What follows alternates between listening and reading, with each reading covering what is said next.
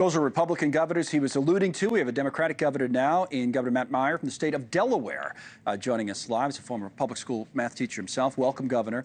This is what I've been trying to figure out, right? Is like, how important is either what the president did or he wants to do? He says, oh, we're going to give more power back to the states. We know the states already have, state and local governments, a lot of influence in this country in education. So how much do you think either, again, what he's doing or wants to do is going to change things for you in a state like Delaware?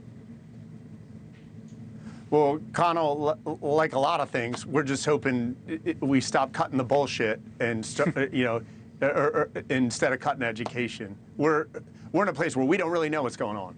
We hear in parts of the statement, he was saying that critical Title I and disability funding would not be cut. But the broader message is that tax cuts will be delivered to millionaires and billionaires.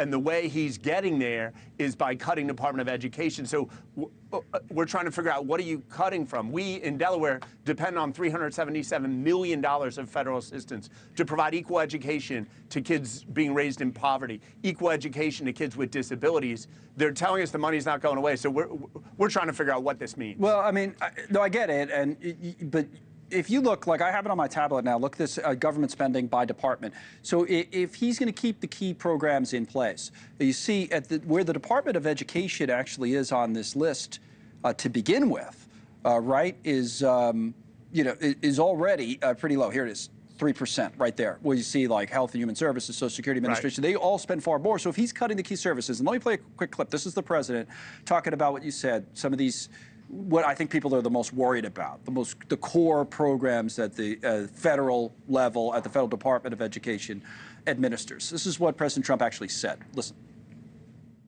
The Pell Grant's supposed to be a very good program, Title I funding and resources for children with special disabilities and special needs. They're going to be preserved in full and redistributed to various other agencies and departments that will take very good care of them, and that's very important. So that was my question, or my point earlier, is like, okay, well, if that's continuing and you're already only at, a 3% compared to these other departments, so how much of an effect is this? Or is it just the politics of saying, hey, we said we were going to do it and we're going to try to? Listen, I'm new at politics. I was a 6th and 7th grade math teacher.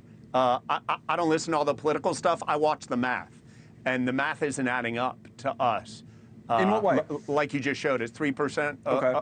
Well, it's 3% of the federal spending, as you showed. Mm-hmm. Then if you look at the budget of the Education Department, most of the things in the Education Department that cost the most money are things that the president just mentioned are not going to be cut. So, there comes a point where you say, well, what does this actually mean? Like, I don't, we're trying to figure out what it means. Listen, my job, the reason why I'm elected, the reason why I ran for governor, is to deliver for kids. Right now in our state and in our country, we are not delivering. You look at educational outcomes in recent decades, and certainly in recent years, we're not delivering as a country. Right. That means we need increased investment in classrooms. Standing up and eliminating the Education Department, that doesn't really do anything to get us to where we need to be as a country. Well, you could argue that it should be more, the blame, if you're going to assign blame, should be on you guys in the states and at the local government, because you already have a lot of the control. Like, we have a screen that shows the decentralized system of education in this country, and, on average, it's probably like 90-10 already. So two things. You're either going to say you get to do a better job, right, at the state level, or maybe we should be like some other countries, have a more centralized system. In other words, have the federal government do more, but the president says he wants to do less. What would you say?